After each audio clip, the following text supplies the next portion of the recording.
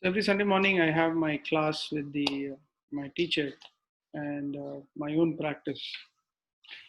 And we were discussing what is effort in yoga. So what is effort in yoga? So basically, all of us have a certain karma with the body. We have a certain nature. We have a certain karma. We have a certain nature. We have a certain situation in our body and mind. Now, according to that situation, yoga, actually, yesterday I was discussing with, I'm just upgrading my website now. So I was discussing with one devotee, and she was saying that, as we were discussing, she was saying that outside yoga is very famous. People do not know bhakti. Actually speaking, the word yoga itself means bhakti. There is the word yoga has been misinterpreted into asana. The word yoga itself means a complete lifestyle. Yoga doesn't mean just asana. Asana is one yoganga. That is a aspect of yoga. So what does this do? Krishnamacharya says that asana does change bodily karma, especially Surya Namaskara and Padmasana. They change bodily karma. So what does this do? So karma means we come with previous stressful situations. And when we do this worship, it releases the previous mental issues. Actually, all the chronic problems, health problems that we have, they have their origin in the mind. So if a yogi takes care of, a yogi means he takes care of the mind. So in the Yoga Sutra it is said, Heyam Dukkham Anagatam. So what is the purpose of yoga? One of the purposes of yoga, not to suffer for the future. To act today in such a way that you do not suffer in the future. This is the goal of a yogi. So what is suffering? What are the examples of suffering? Okay, ill health, right? Correct? Ill health is a suffering. So bad health, disease is a suffering. So there are so many things which we suffer. And he says suffering is due to two reasons. One, our own bad karma, mistake.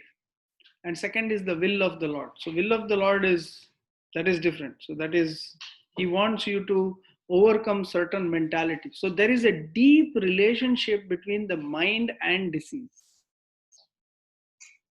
So if we have a tendency to overwork, so my today's lesson was, if when you practice yoga, when you try to practice asana, when you try to practice pranaya, if you overwork yourself, you can find even in your work. So there is smart work and there is over endeavor work. Correct? If you work smart, they say, right? Smart. If you work smart, sometimes we don't need too many things. Sometimes we over endeavor, overwork, overthink. Prabhuji. So anyway, so if we over endeavor, if we overwork, overthink, these are all. So we should learn to calm down. Just like last night, you can ask, Sundari is there still, so you can ask her. So we were feeling so tired, and we were discussing something, and I said I was so tired I could not take any more. Like we had so many things going on, couldn't take it anything anymore. I said, now let's stop everything Just shut everything down and leave everything to Krishna. If he wants something to collapse, let it collapse. If he wants to hold something, let him hold it, and then we'll sleep. So you have to live it. If you take stressful sleep, right, in your work, you do your work and you will leave the result to Krishna. If you learn to depend like that, that is the principle of Bhagavad Gita. So in yoga, what we say, Ishvara Pranidhana is very important, surrender. If you keep on thinking that too much effort you need, you are the doer, that ego, then we suffer. So we should begin any work. That is why any work is begun by worshipping Ganesh. So that is why one of the mudras, first mudra is the Shankha mudra. So Shankha mudra is you hold the thumb and why is this? This is to purify all your nadis. So just like when you do an arti, you blow the conch. Why? Because conch is considered very pure. So the Shankha mudra also purifies all the 72,000 nerves. So Saundarya Lahari explains, Shiva Samhita explains that we have 72,000 nerves and all of them are purified by this. And if you're able to sit in Siddhasana and do this, it's wonderful. Your body and mind gets completely purified. And then the next is Ganesha Mudra. Why? Because you need to remove obstacles and you have to pray to Ganesh because that's a theistic part, because you understand that obstacles will come and we don't have the strength. So that is the first level of dependency, intelligent level of dependency. The second mudra is the Ganesha Mudra. So after the Ganesha Mudra, then so on the Lord, you depend on the Lord. So Ganesha Mudra.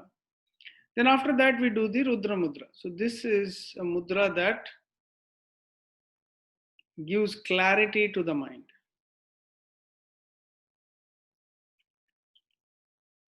This is the mudra that gives clarity to the mind. If you do this, so three mudras, these are very important. So when you do this, then what happens? There is clarity to the mind. So if you do these mudras nicely, then we end with Samana Mudra.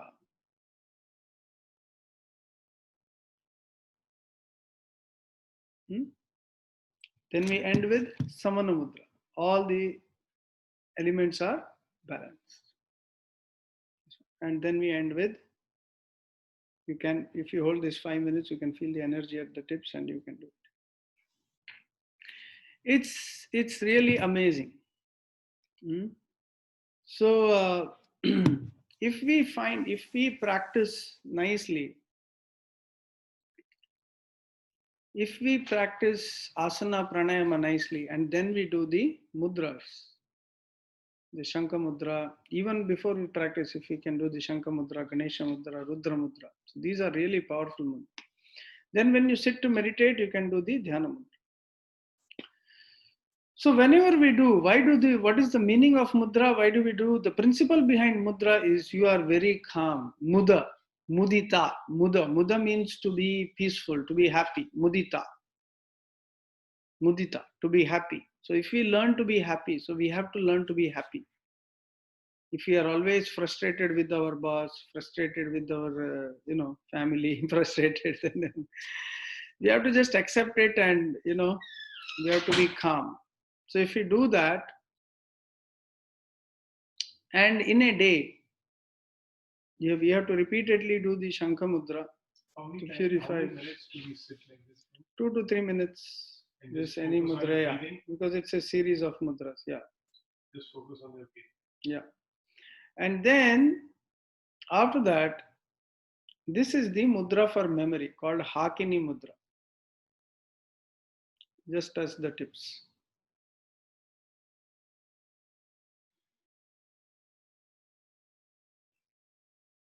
Should we look straight or should we look down? Doesn't matter. So here, this is for memory. So after every practice that you do, work that you do, you want to remember. If you do this, it is said the memory becomes strong over a period of time.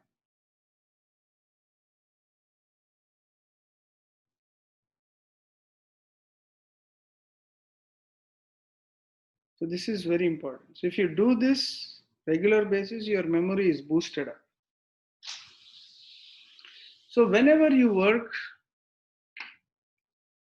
work calmly, do not over endeavor, apply the mudras, purify, always every decision, be calm. The more we stress out, the more our nerves are getting damaged, mind is getting damaged, body is getting damaged. Hmm? Prabhuji, Yes? how do you know that you are over endeavoring? Okay, over endeavoring. That's a good point. So, when you can see the result in the mind, okay? When I endeavor, I do something and then I am calm about it. I've done my effort, I cannot do anymore. I've done my best. Sometimes it's difficult because we have to achieve the target, right? So at that time, what happens? Sometimes we have to learn to let it go. It's a practice. And you do your best, you calm down, and you let it go. And you let your work talk. I mean, you do your best, whatever is needed. You take the minimum required stress. But after that, when you take over anxiety for the result, that is over endeavor. Because the result is not in our hand. Correct?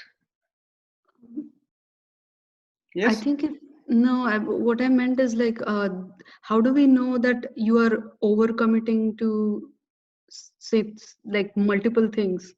Is Oh, okay. you're still have put in your effort, but and you're not looking at the result, but just because you're overcommitting to something, Hmm. you are, at least for me, I get into inaction because of overcommitment. I Yeah. just don't do anything. I get frozen. So what we should do is, so that's a general case. So what we should do is, this is where your internal analysis comes in. This is a very good point. The thing is, sometimes we don't say no. Oh, give me a day, give me this, give me that, and sometimes we are not able to get back to them. Hmm? So this is where you have to be communicative. The communication sometimes. So this is where you have to improve. So that happens over a period of time. So first thing is you have to let go of what has gone wrong. Let it go. You don't worry about it. But what is to come, right? So whenever you get something, you think over it before answering, before committing. You should learn to understand that, okay, can I do it or not? Let me give it time. Sometimes we commit, oh yes, yes, I will do. I will help you. Correct? That's the problem, right? So Yep.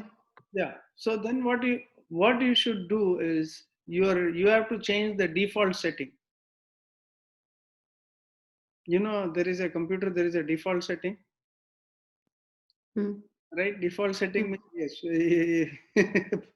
If you do this is the default setting, right? So we change the default setting. Let me think, or let me decide. Now you find some people, when you talk to them, they are like, okay, give me time. It's basically not that they are saying no. We sometimes, because we are like that, we think, oh, they are saying no. No, it is actually they want to make it right. You want to think very practically about it. Correct? Hmm. That is how we should develop. Hmm? Yeah. Is that okay? Hmm. So you should change the default setting. Committing means, see, you don't give big answers, then you get stuck in your own words. So okay, give me some time, let me think about it. Just plain and simple. Then take your time. Yes, but if there is no time, I would just say no. Yeah. No, I don't think I can do. And then you end with kind words. So kindly excuse. You know? So you have to protect yourself. Self healing is begins with that.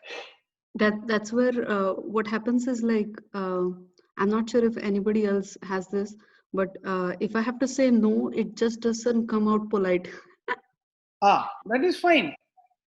That is fine. It's a question of Okay. practice. Stand in front of the mirror and start being polite. Okay. Some things you don't have skill, practice. Right? Yeah, makes sense. Yeah. It's a question of practice. So the thing is, yesterday I was seeing somebody sharing on Facebook. Eat for yourself, dress for others.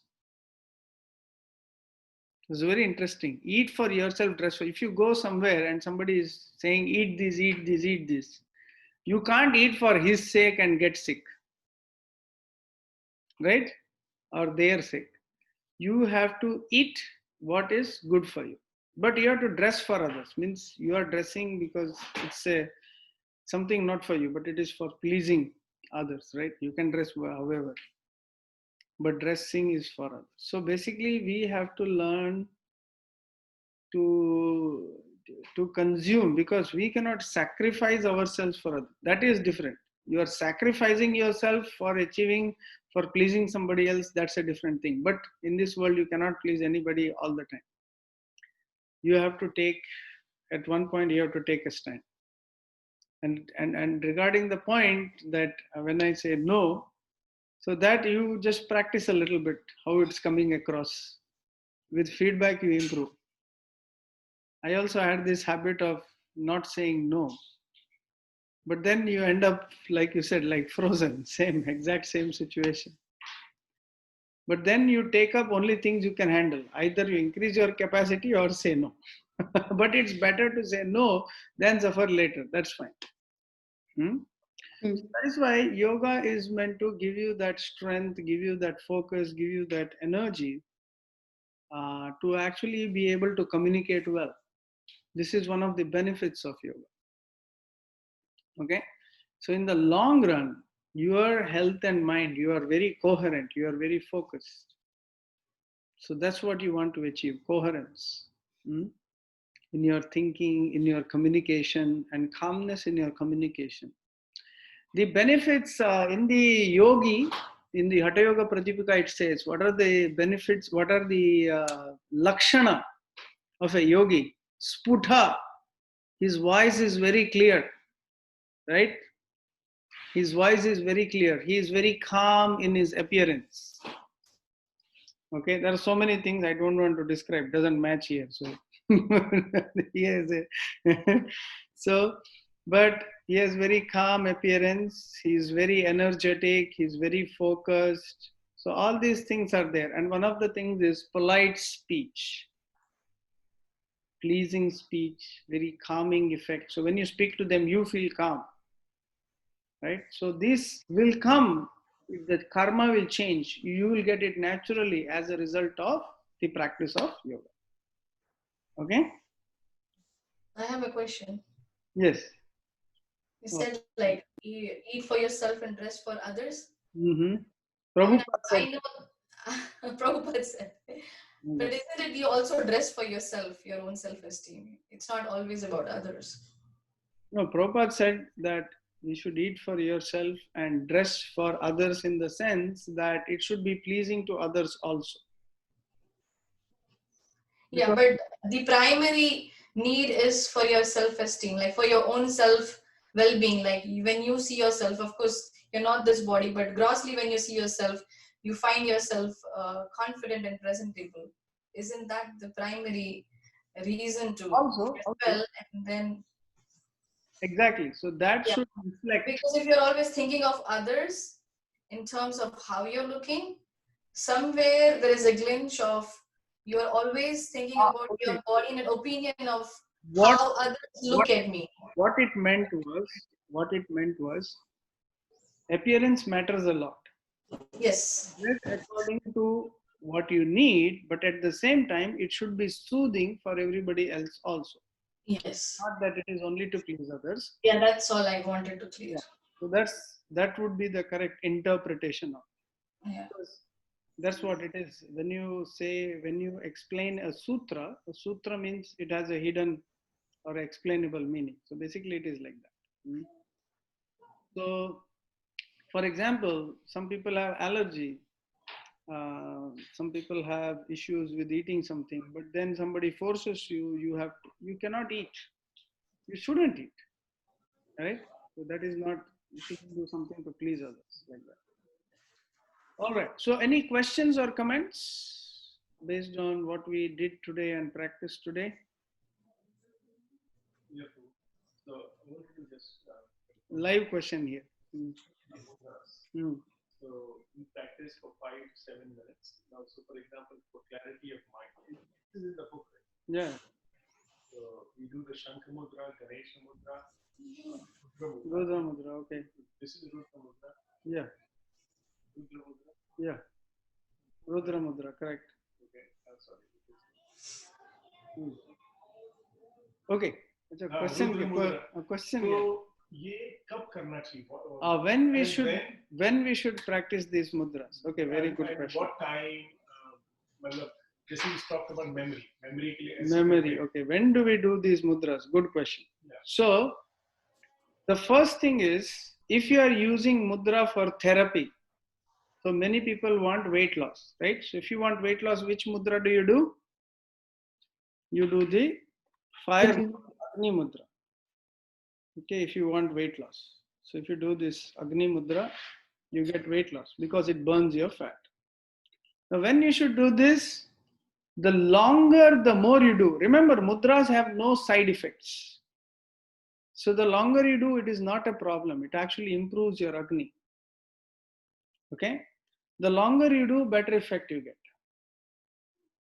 Okay? And what should be the posture? And I will tell you one practical application. So there is a good friend of mine who I taught this mudra. So he uses it at all team meetings. In fact, I saw that Shankha mudra and this mudra, they use at all meetings to do remembering. Calming and remembering. Yes. So they use it. So calming down, purifying, and they use it at all meetings. So if you, before you do something important, if you just calm yourself down and you focus on improving your memory, that is very important. So this should be done before, let's say, a meeting or after, or anytime. Before your study, after your study. Right. So, but if you are doing a mudra for therapy, for example, you are trying to calm down, so you are doing the Gyan mudra, right? So then it should be done longer. It can be done anytime. Anytime your hands are free, either one of the hands are free, just keep it in a mudra. Try to keep on gaining the effects. So every time you are free, whichever mudra you know, try to gain the healing sitting effects. posture also we can. You can do in sitting, standing. Posture. Mudra can be done anytime. But if you do it in a sitting posture, yes, you get the better effects. And Yes. sitting means like this. Yes, sitting in Siddhasan, Padmasan. And when do we do it throughout the day? Different mudras is okay. We have to select a set of mudras that we need for. So, for example, if your goal is weight loss, then you do this. If you are having dry bones and you want to keep your body moist, then this.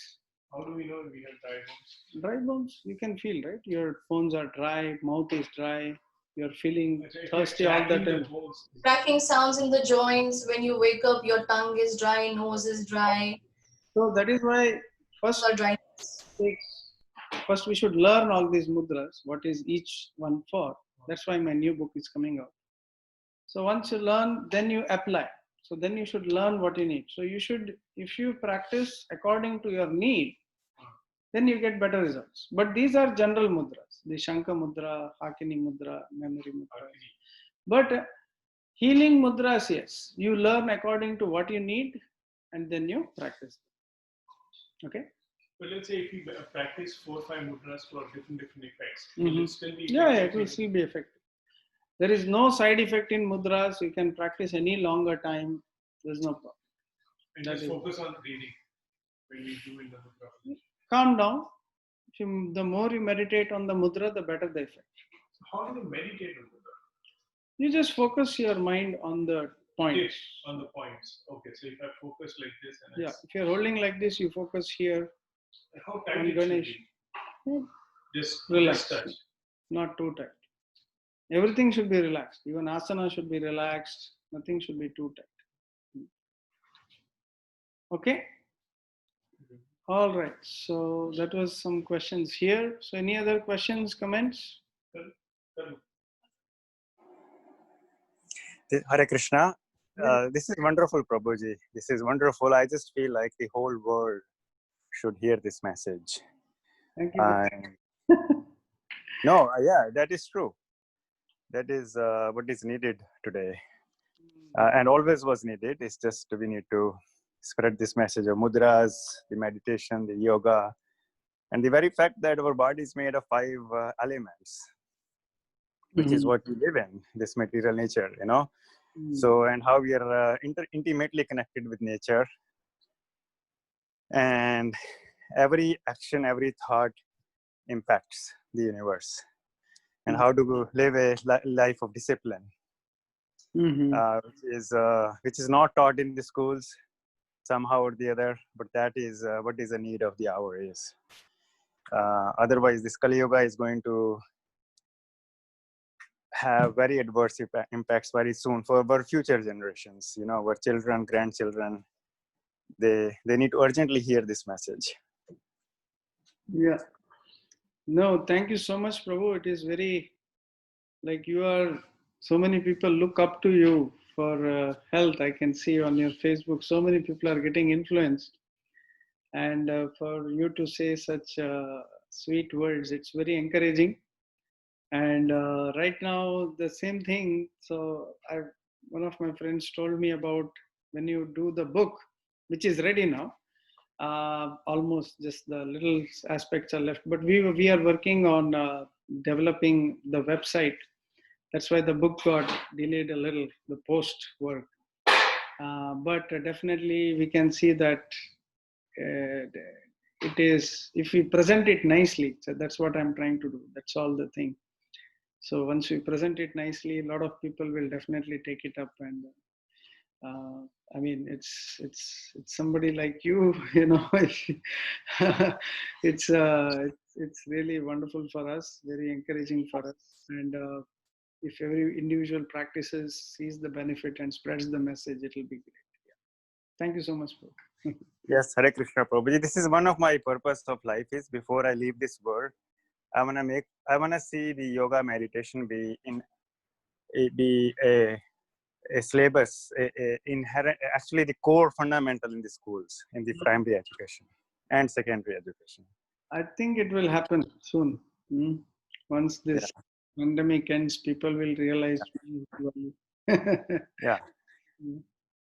Yeah. So just I will leave with one final thought. You know, we live in the Chicago school district, and they have very nice gyms. You know, they have a lot of extracurricular activities, and it's a shame they're still missing yoga and meditation in those extracurricular activities.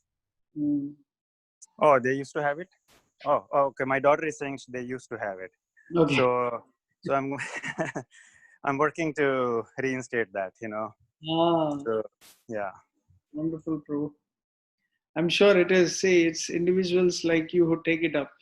And yesterday I was listening to Dr. Neil Bernard, and oh yeah, they forced the FDA to come up with guidelines for good eating. Yeah. Instead of just protein means meat, you know, they changed it to wholesome diet. So like that, you know, each one of us, we take responsibility for our health and, you know, spread the message, you know, whatever influence we have. So that will be the best thing to. Yeah. And I'm writing to Merriam-Webster as well to decommission the phrase beef up and replace it with green up. Okay. That's really interesting to understand. Yeah. So there are so many things going on in the background. I think the world is changing. Very interesting. Yeah. Yes, Prabhuji. Thank you, Prabhu. It's a very important point. And earlier, the young minds are introduced to these ancient techniques. They really all the problems like childhood problems, even the illnesses like the mucus issues, like the sicknesses that kids face, and also the so-called ADHD. All these could be completely tackled with these beautiful techniques, and this has been my practical application in so many years of teaching. And now I've done the yogi teens and been teaching young yoga classes, and I really feel that if we just introduce all these techniques, all the mental physical illnesses to the 50%, it could be eradicated. So thank you that you are enforcing, like you said, in so many different arenas. It's wonderful, Prabhuji. We need to keep growing into this process, and all of you, those who are participating, you want to spread the awareness, spread the knowledge of yoga and the techniques. And like even with my own daughter, like even in our family, like for anything, before I want to teach her, introduce her, I would first give her some practice. Let's practice together, let's sit in a meditation, let's do. And then first what it does is, on a primary level, it, wherever she is, like 100 things in her mind, she comes out of it, and then she gives attention to me. And then from there, when I start teaching her, it makes sense, because you cannot read kids' mind. They have so many things going on, they want to play, they have ideas, or they are watching, or this everything. So it just brings them, yoga, it just brings them to connection. And then when I teach, when I am connecting to her, everything becomes so easier. So I really feel this is a great ancient technique, and we need to spread as much as possible. Yes, Mataji. Yes, thank you, Prabhuji. Thank you.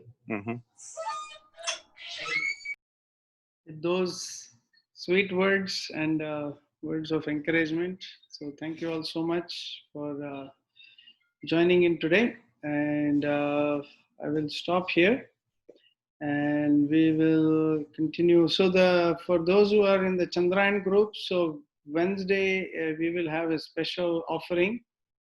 The final day we'll have a special offering. Tuesday. The full moon is on. So Tuesday we'll have a special offering to the moon. All of us, I will send the message. So we will all get together. So thank you all so much for joining in.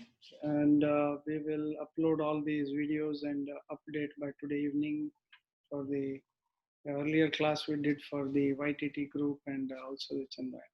Thank you. Hare Krishna. Hare Krishna. Thank you, Mataji. Thank you, Prabhu. Hare Krishna. Hey, Prabhu, Yes. like last question. So actually on Tuesday, 1st September, I believe, or 2nd, I don't know which one, but that day is Ananta Chaturdashi, and there is like moon, It is see the moon or something like that, right? It's on Wednesday. Yeah. It's Wednesday. Okay. Wednesday. Correct. So that's what I was. Tuesday, I knew the date, but I was confused. So it's Wednesday, 2nd September. Correct. Thank you for reminding. See? Thank you for reminding. So it'll be 2nd September. Okay? Thank you.